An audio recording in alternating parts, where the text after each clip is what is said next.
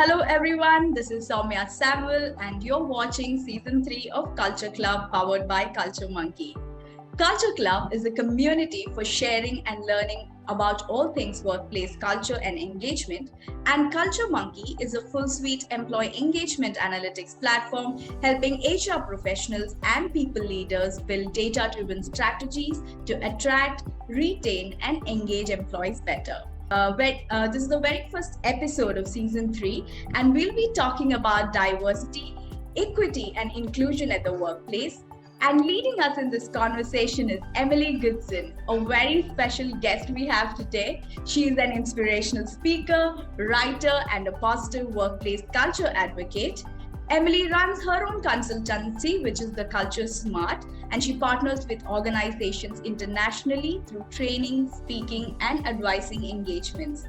Prior to founding Culture Smart, she built and led the talent and people function for various high-growth organizations. She also worked in campus recruiting for Deloitte Consulting and achieved multiple coaching certifications. Emily is an advocate for individuals with disabilities. She experienced a debilitating brain injury at age 8 and was paralyzed on the left side of her body. She recovered from her injury, relearning to walk with 2 legs of different lengths and becoming fully functional with the use of 1 arm and hand.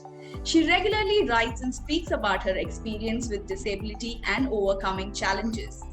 Emily was also recognized as a rising star female business owner by the San Diego chapter of the National Association of Women Business Owners in 2020. Woohoo!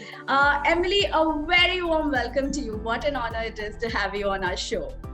Oh, thank you so much. It's an honor to be here, and it's just lovely to be with you and chatting all things culture. So I know I've given a bit of introduction there, but I still believe that just touches the tip of the iceberg. So could you go ahead, fill in the gaps for us, tell us all about yourself? Sure, absolutely. So again, Emily Goodson, I am the CEO of my company, Culture Smart. I live in Los Angeles, California, and I went out on this journey about 2 years ago to start my own business and to help influence workplaces and make them more supportive and inclusive places for people. And I do that through advising and also through speaking about my lived experiences with disability and what that teaches me about how we should treat each other. Thank you for agreeing to talk to us about diversity, equity, and inclusion. There's been lots going on in the media about DEI, and I've been following all of that and been reading myself. But I think this is the first ever time that I would be speaking about it or discussing it on a public forum. So that kind of does make me nervous and vulnerable because I worry, oh my God, what if I'm going to make a mistake? But I'm also guessing that's the only way to get out there and progress, right? So feel free to call me out in case I can do better in any of the discussions that we have. Well, and I appreciate you saying that because I think being vulnerable and being willing to make mistakes is sort of the foundation of a lot of inclusion work. It's all of us have biases and all of us come with sort of different upbringings and different styles. And so it's not uncommon for us to make mistakes in how we're talking about other people or how we're talking about ourselves. And so I think having the grace to recognize that you make mistakes is foundational to being successful in this work.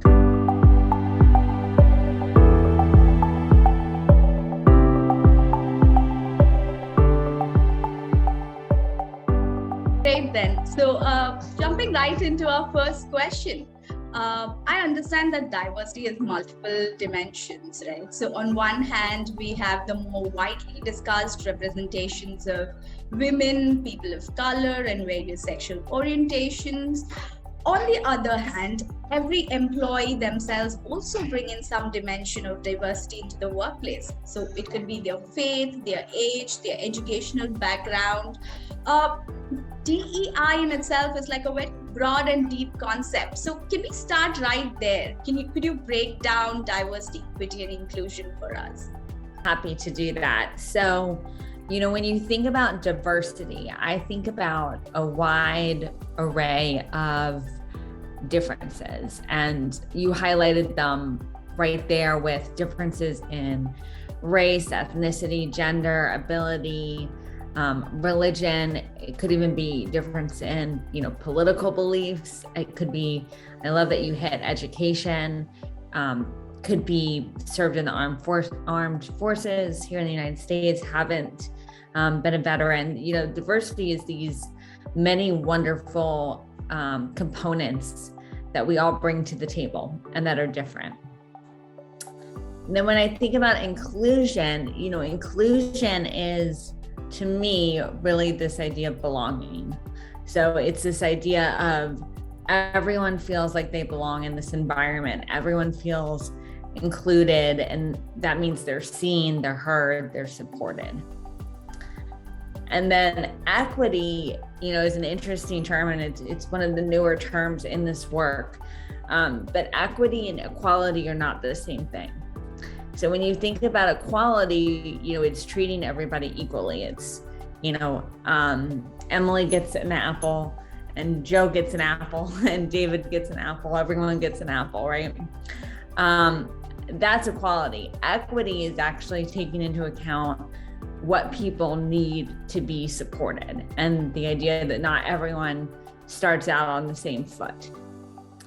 And so, that is thinking about something like an accommodation, right? So if I'm interviewing for a job, I may be able to do that over Zoom just fine, but somebody else may need closed captioning to be as equally successful over Zoom, or they may need an interpreter.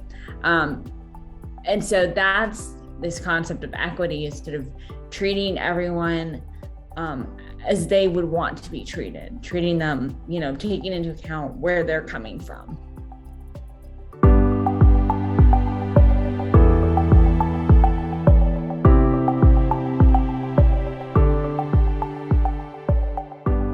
That entire part where you spoke about equity and equality is something new that I'm capturing, and you're very right? Equality does not equate to equity, and everyone starts at different footings, and being aware of it and making space for that becomes very important. Right. So a lot of discussions around, say, racial and gender-based discrimination, in fact, took center stage in 2020. And a lot of organizations, in fact, felt the pressure to make public their commitment towards rectifying some of these institutional biases. But, beyond brand image and compliance, what are some of the more powerful reasons, according to you, Emily, as to why organizations should focus on DEI?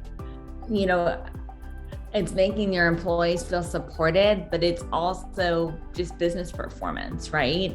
There's so many research studies out there that show that employees who are supported and who feel safe in their workplace, they're going to perform better. And so, I would like for all companies to focus on both people and profit, but I know that's not everyone.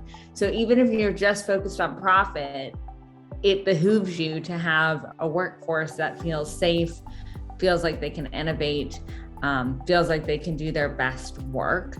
And in order for that to happen, they need to feel like they belong and they need to feel included. So, I think, to me, that's the primary reason, is that, if you're in business to benefit people and profit, you need to make sure people feel included. And, I think, going back to your question around employer brand, I find that a lot of times companies are eager to put out a statement about diversity and inclusion, but they don't always have the internal action to back it up. And that's a real detriment, and that's something that, you may think that's sort of not going to come to the forefront, but it always does. And, I think one of the things we're seeing in today's workplaces is that employer brand and company culture are basically synonymous. And employees are going to be vocal externally about culture a lot of times. And so I think it's really important for employers, if you are going to make that sort of external statement about DE&I or about your beliefs or how you're treating employees, make sure you're taking the actions to back it up, because the words are meaningless if you're not actually doing the work with your employees.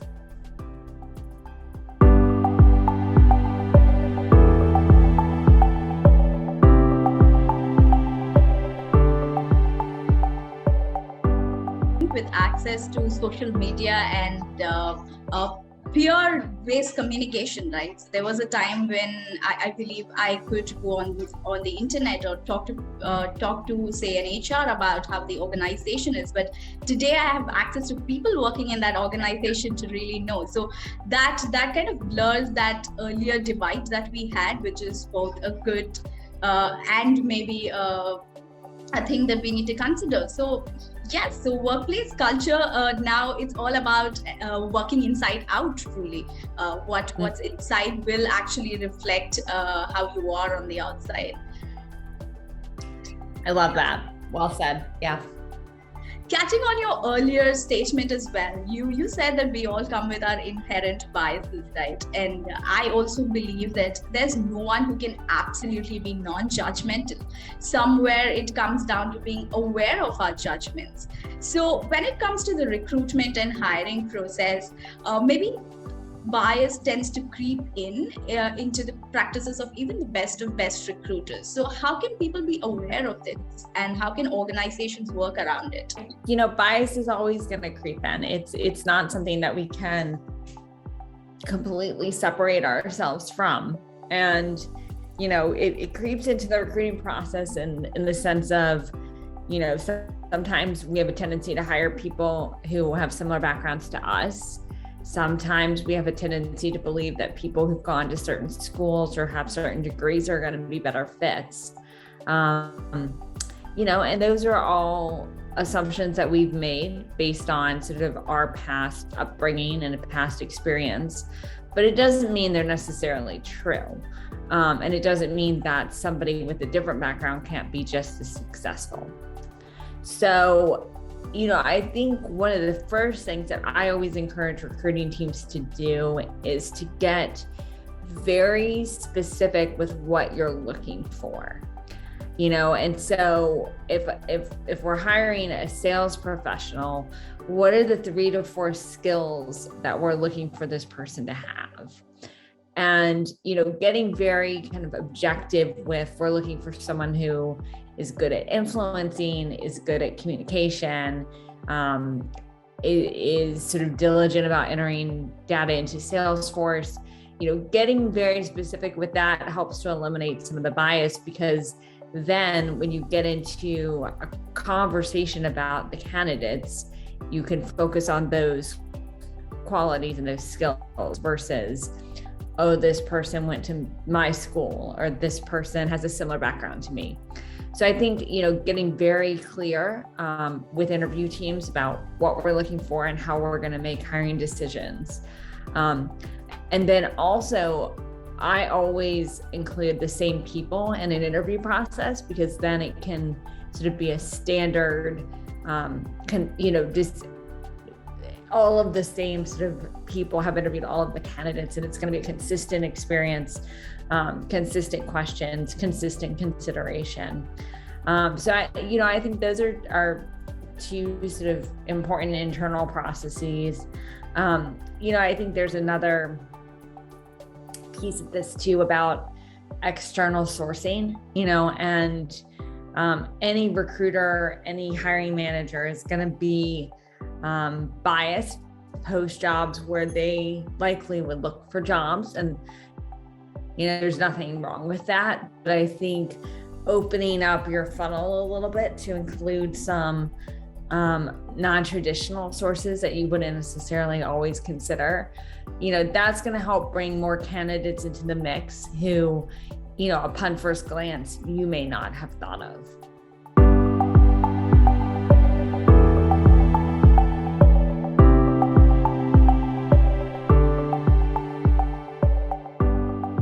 especially the, going out and reaching through non-traditional mediums, probably places in we don't usually go out looking for candidates. I think that's a lovely insight for people to take back. I'm also wondering, because now talking about hiring for diversity is only one part of this entire equation. Once people come in, it's also important that everyone feels included, represented, seen, heard. So how do you actually bring in that element of really belongingness and psychological safety in the workplace? Love the term psychological safety too. And, for those who aren't familiar, psychological safety is this idea that employees feel it's okay for them to make mistakes and for them to own up when they do make mistakes, which is huge. I feel like we could probably talk about this for an hour. Belonging in the workplace, I think, to me, a lot of this starts with the person's manager. And, does an employee's manager make it clear that they understand the person, that they see the person, that they respect the person? Because, I sort of see this a lot of times as sort of the first area where things start to slip is, if I'm working at a company and my manager is too busy to have a conversation with me, or my manager starts a conversation with me by immediately jumping into the tasks at hand versus asking how I am as a person, as an employee, that's going to make me feel a little defeated, and that's going to make me feel a little isolated. And I think particularly in organizations where people are working remotely, 100%, that's where things can start to crumble a little bit. I think managers are really important in fostering belonging, both at the individual level and at the team level. I think also things like we talked about, I think at the beginning of this, the idea of interviewing and, what accommodations does someone need if they need any.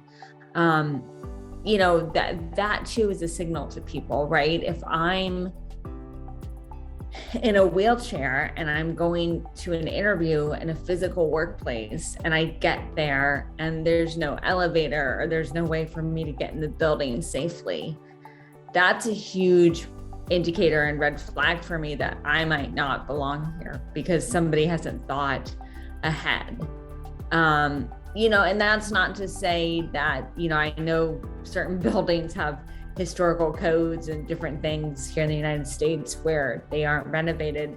But I think even just thinking ahead to telling candidates ahead of time, we are not wheelchair accessible. Here's what we can do. Here's what we can't do. It lets people know that you're thinking of their needs. And I think, the same thing is true, in workplaces as workplaces are, or as companies are going back to physical workplaces after the pandemic, there are a lot of needs to take into account here.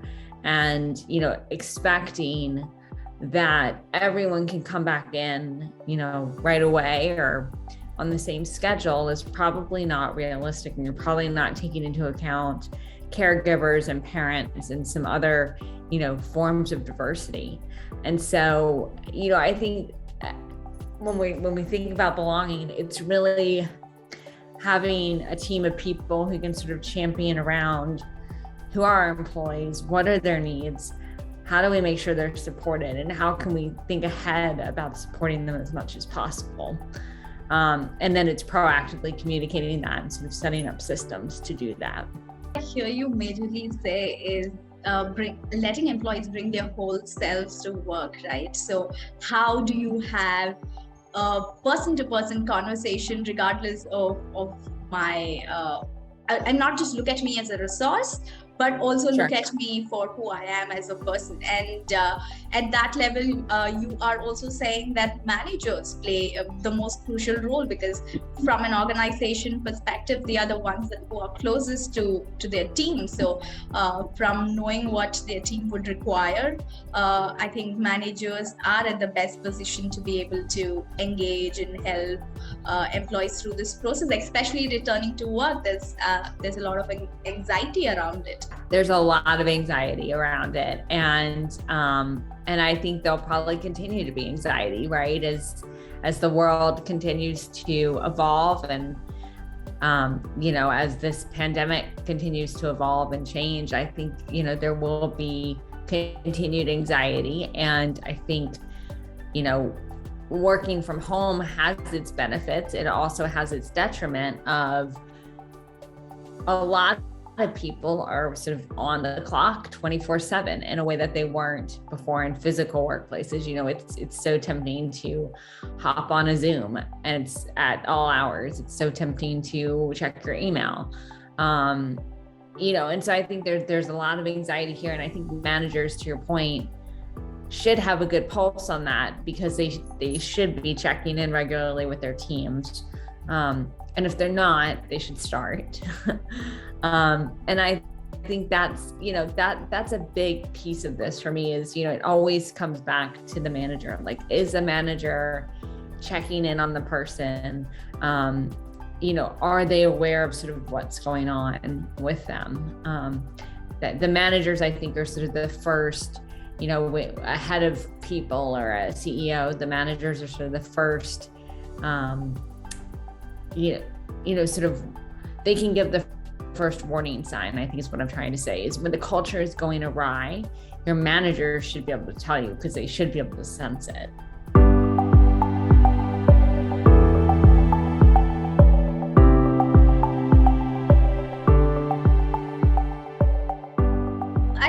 A lot of sense. You're also probably talking about a shift from I think for the longest time, when it came to things like workplace culture, we would talk about HRs owning it, or say the senior management owning it. But now we're also talking about managers really taking charge of this, because they are the closest to people, and they're the ones who can really ensure everyone feels included, seen, heard, and have the opportunities that they need to progress in their organization. I think another interesting thing that I came across when I was looking at return to work is this entire paradox of people want connection, but they also want flexibility that came with working from home. So, Emily, for someone who's been working in this field, helping organizations build their culture, what advice would you give to organizations that are focused on hiring for diversity, ensuring everyone feels included and get equal opportunities? I think especially in the current context that we are in, if you could let us know. Probably my number one piece of advice would be to get some sort of software or collection process for data. Because I think, when you're thinking about creating a workplace where people belong, and you're thinking about tracking sort of progress on diversity initiatives, a lot of times you don't have the quantitative data to do that. And you really need the data to understand where you are and what story you're making. So I always encourage my clients to have some sort of, employee engagement or pulse survey in place that they're doing regularly to track belonging. And that way you can sort of track how people are feeling. You can course correct when needed. Obviously, you can do focus groups and dive into the data a bit more, but I think having the data to be able to compare kind of how people are feeling over time is important. And, for instance, like let's say you have a big internal meeting and there's a huge dip in the question, I feel like I feel motivated to come to work every day. That's going to help maybe why that question dipped. Did something happen at that meeting where somebody made a comment and, you know, maybe they didn't intend to come off a certain way, but it did. You know, that having that data is important. And then I think, you know, sort of on the recruiting side and the flip side, setting goals and sort of setting metrics for how you want to improve diversity in the recruiting funnel, I think is important, because, you know, you can talk about it and that's wonderful. But if you don't set goals and actually measure yourself against them, it's hard to know what progress you're making. So, you know, is it, we want to have, you know, a diverse interviewer on each panel. You know, every candidate meets with a diverse interviewer. Okay, great. And that's something you can track. Is it, we want to have sort of a non-traditional source for each job posting? Okay, great. You know, let's track that. You know, is it, we want to bring more women into our sales interviewing process? Okay, great. You know, that, but I think, you know, setting some goals and then sticking to them is really what's going to help you track progress and make sure you're moving in the right direction.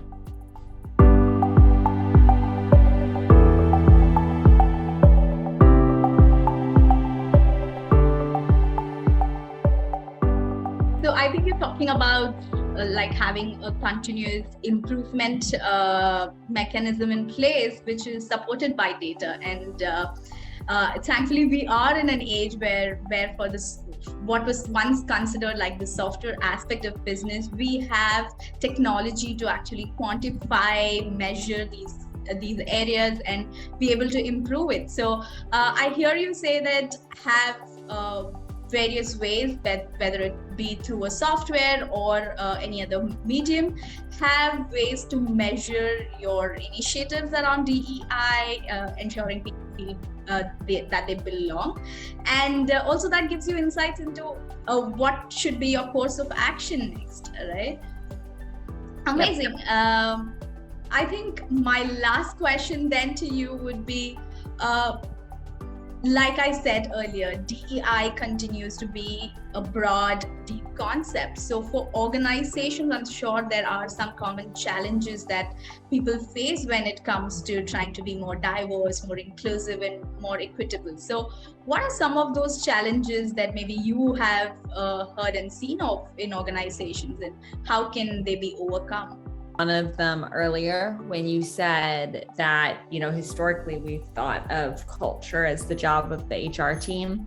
And I think the same is true from a diversity and inclusion perspective, right? It's really everyone's job. And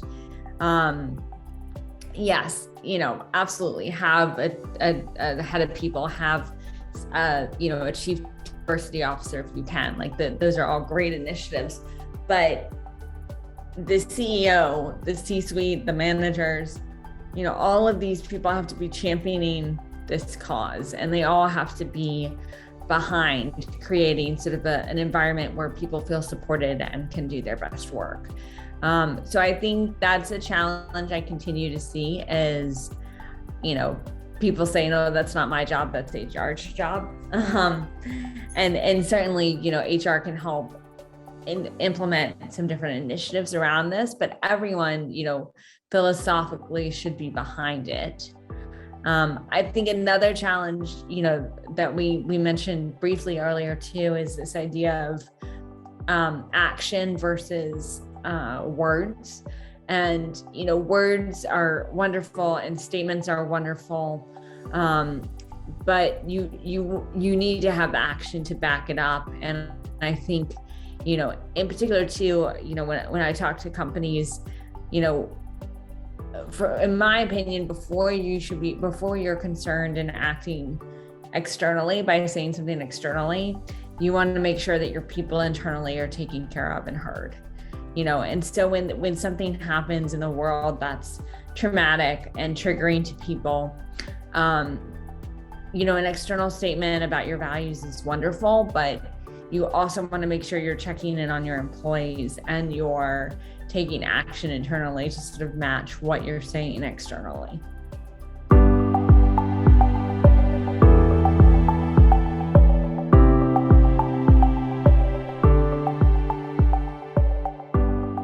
I think while organizations do spend a lot of time and effort talking and communicating about their values and culture, more importantly, they should also be demonstrating these in their behaviors and actions. I think that's something that is very important. And like you said, employer brand is something that's built inside out. What your workplace culture is ultimately is what your employer brand becomes. Yep. Great. I know I've run to the end of the session, but one question is, because I know you work with a lot of early stage companies just starting up. So conversations around workplace culture or say DEI, how does that happen in an organization that's just starting up? Great question. And I do so my advising business with Culture Smart is particularly focused on Series A and Series B startups, which I love. And one of the reasons that I started my company was because I felt that workplace culture wasn't paid attention to early on enough in startups. I think a lot of startups are understandably very concerned with the bottom line and understandably very concerned with getting, a product to market, sort of an MVP in place. But, without your workplace culture, you're not going to scale, right? Your employees are going to leave. You're going to have turnover. You're going to have problems hiring, and workplace culture is everything. We know this. So, I think startups have to make a decision, and they have to make a decision of how intentional they're going to be about workplace culture and DEI with the resources they have.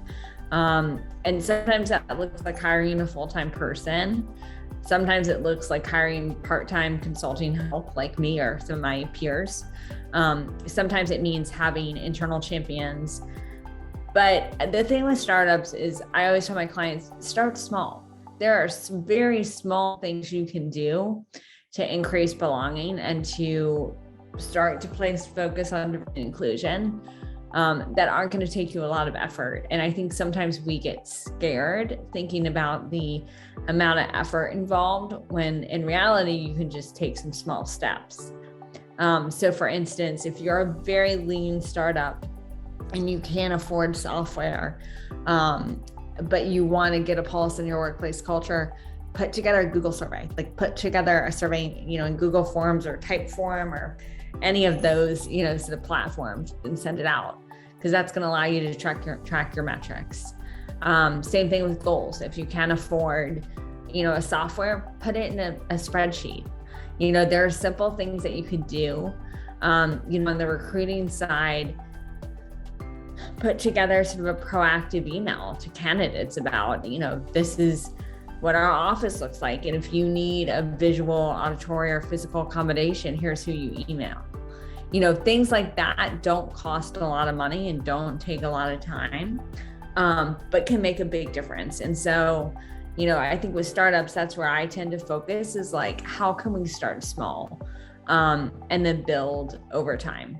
Lovely. I think starting small, especially from the context of a startup, becomes very important, right? So culture is not built once you're maybe over 100 employees. Culture is built from the very beginning. So it does not have to be an exercise that you pick up later, but you start small. And there are a lot of things, like you said, that can be done even at that smaller scale for startups. Lovely. I also remember, I think I was listening to some talk of yours, and there was this example that you gave about workplace culture about, I believe, a bee plant. Do you recall? Yes, I'm so touched that you listen to my video or watch my videos. I do. This was, yes, it's coming back to me now. It was the snap pea. Yeah. So I've talked about this in an article I wrote, but also in a video article that I co-wrote where we talk about how, a baby snap pea, if you think of your workplace culture like a plant in a garden, so certain plants and vegetables have to be trained up a trellis to grow in the right direction, right? If you don't train them on a trellis, they kind of, go wild.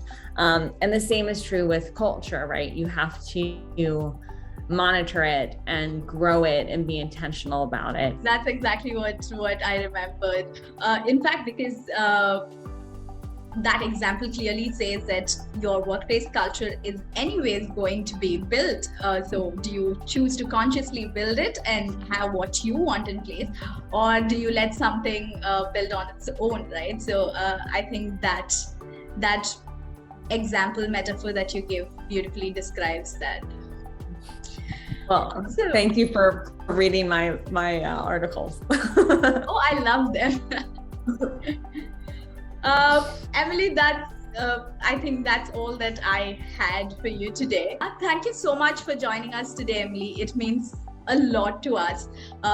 For me personally, to have been able to host you, listen to all the insights that you had to share, and to just get to know you a lot better. I read your articles, I watched some of your videos, but to actually have this interaction with you has been great. And I truly leave this session a little more informed, a little more aware. So very grateful for that. Thank you so much for joining us. And Emily, before we leave, if you could let everyone know how they can find you. Absolutely. Yeah, I'd love to help if anyone has questions about workplace culture and scaling it. If anyone is looking for speakers to talk about diversity inclusion in the workplace, I do that quite a bit as well. And my email address is emily@workculturesmart.com. And CultureSmart's website is also www.workculturesmart.com. So you can find us there, also on LinkedIn and Instagram. So please don't hesitate to reach out. Thank you so much, Emily, and thank you all for watching, and keep watching Culture Club for more such talks from thought leaders. Thank you for having me.